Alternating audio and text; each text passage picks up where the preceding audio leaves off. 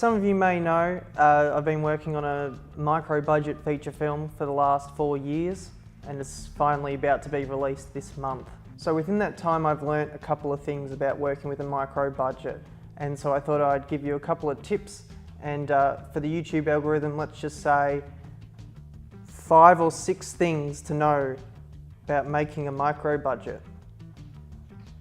The first thing is just releasing it.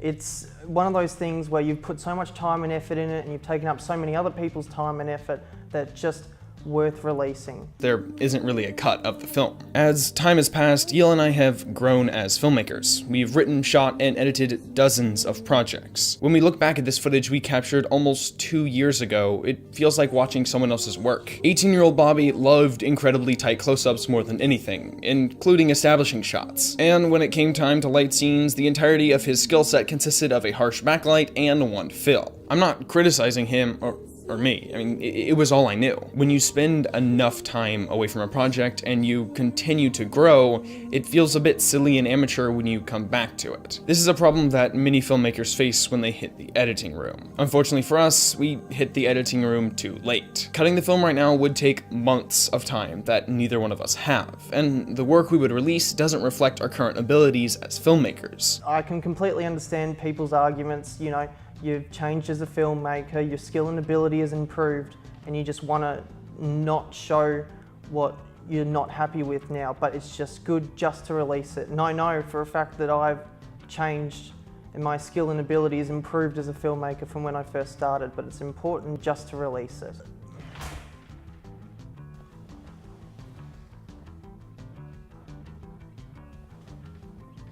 Secondly, is just using the equipment you have.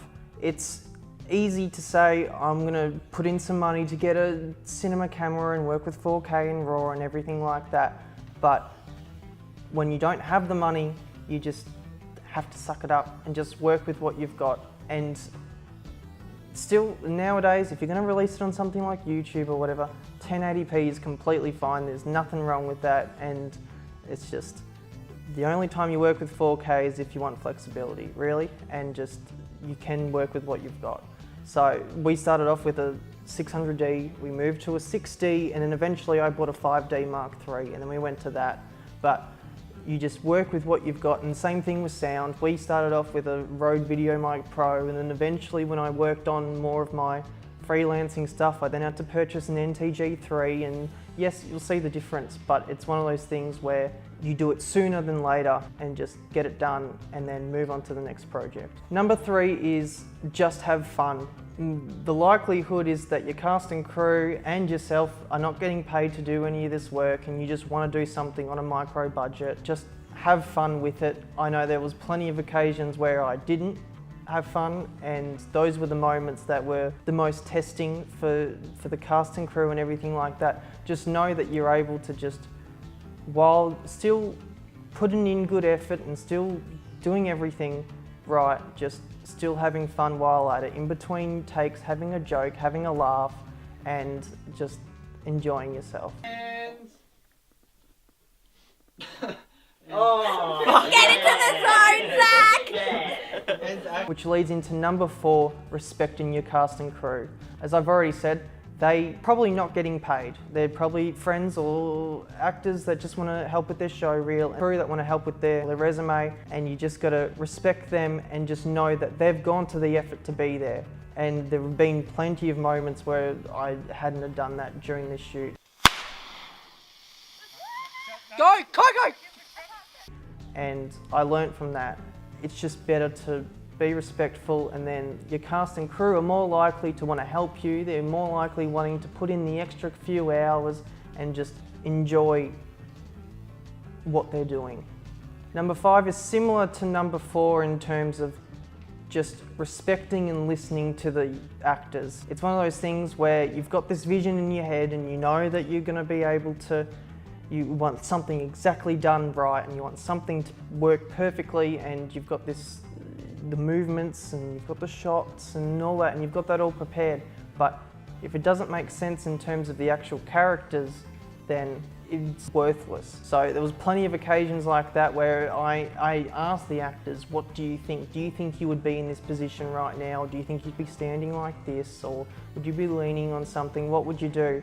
And you let the actor that has encompassed that character to do what they believe the character would do. And yes, of course you can say, no, there's certain things that should be the way they should be for character or story further on or something like that. But know that they're the ones playing it and they feel a certain vibe, and you got to listen to them. You got to understand exactly where they're coming from, and if they do think of something that isn't quite right, then it might mean that they don't understand the character properly, and that might be a flaw in story or something, and that's when you have to explain it to them and work with them to make sure that not only do they understand it as much as you, but if anything, understand it better than you. Number 6 is be flexible with the cut. It's one of those things where, you know, you're working on a micro budget, you probably only got 2 weeks or something to shoot. I know that in total we only did about 10 days of shooting for Babyface, and it's one of those things where you want to savor every single shot and everything you've done and every scene that you've created and all that kind of stuff, and sometimes you just have to throw them away. And it's one of those things that's very, very hard for people to do. You've worked and you put so much time and effort into it, but in the end, it comes down to what the audience see. And if the audience see a scene that was pointless and didn't mean anything, and it doesn't mean anything to them and it doesn't mean anything to the story, then there's no point in leaving it in there.